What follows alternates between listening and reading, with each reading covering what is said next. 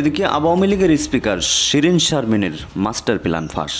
গোপনের সকল প্ল্যান সফল হয়েছে আওয়ামী লীগের। অবশেষে নির্বাচনের আগেই বিদায় নিচ্ছেন ডক্টর মোহাম্মদ ইউনূস।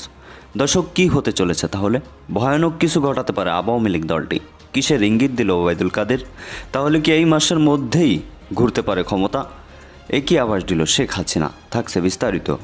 প্রফেসর ইউনূসের চলে যাওয়ার দিন গণনা শুরু হয়ে গেছে। এটা খুবই জরুরি আলাপ। হয় প্রফেসর ইউনূসের ক্ষমতা দীর্ঘায়িত হবে, নইলে ইউনূসকে যে কোনো সময় চলে যেতে হতে পারে। এটা ডিসেম্বর পর্যন্ত ইউনূস থাকতে পারবে না। দর্শক, আওয়ামী লীগের স্পিকার শিরীন শারমিন চৌধুরী তিনি কোথায় রয়েছেন? তাকে নিয়ে নতুন কোনো পরিকল্পনা সাজানো হচ্ছে কিনা? শিরীন শারমিন চৌধুরীকে কি এক ধরনের রাজি করিয়েই রাখা হয়েছে যে কোনো সময় যদি এই ধরনের সিদ্ধান্ত হয় তাহলে তোমাকে এই দায়িত্ব নিতে হবে? একটা বেশ যুদ্ধ দেখা গেল উপদেষ্টা আসিফ মাহমুদ সজীব ভুইয়া এবং জুলকার নাইন স্যারের মধ্যে।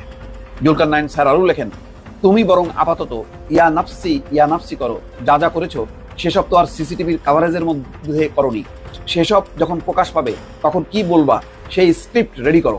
সরকার পরিবর্তন আসবে। সরকারের ভেতরে যারা আছেন তারা বেশ আতঙ্কিত, কারণ সব জায়গা বেসামাল হয়ে গেছে। সচিবালয় উত্তপ্ত হচ্ছে, এনবিআর উত্তপ্ত হচ্ছে, আওয়ামী লীগ ছাড়াই এই জায়গাগুলো উত্তপ্ত হচ্ছে।